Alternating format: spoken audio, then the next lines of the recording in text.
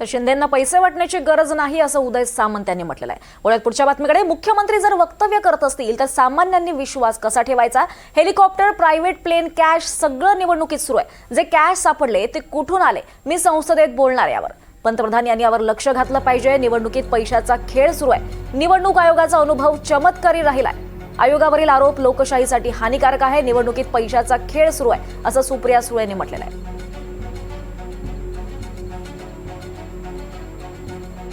तर मुंबईमध्ये, महाराष्ट्रामध्ये सातत्याने जो कॅश सापडतोय, मग मंत्र्यांच्या घरात असू दे, मंत्र्यांच्या बॅगांमध्ये असू दे, किंवा गेल्या 2-3 दिवसात जो कॅश, आणि हे आरोप फक्त विपक्ष करत नाहीये, सत्तेमधले मित्र पक्ष आणि सत्तेतला पक्षही बोलतोय।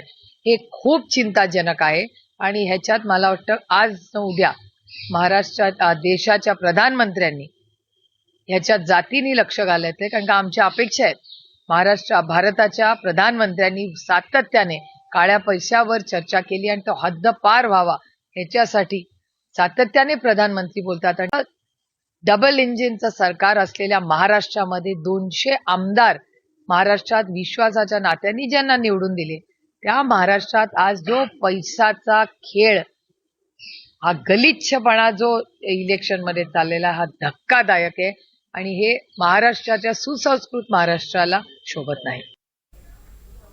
मला तर वाटतं हे सगळं इलेक्शन, मला विचाराल, ते पूर्णपणे कॅन्सल झालं पाहिजे, पूर्णपणे। कारण का इतका घोळ, म्हणजे जे निवडून आले ते कसे निवडून आलेत, म्हणजे जर तुम्हाला सगळ्यांना माहितीये कॉपी करून पास झाल्यावर काय बोर्ड करतं, तसं कॉपी करून पास होणाऱ्या ह्या नेतृत्वाकडे काय नजरेने लोक बघणार, कसं काही 5 वर्ष काम करणार? हे मी तुम्हाला पुन्हा पुन्हा सांगते, एका सशक्त लोकशाही अतिशय घातक आहे।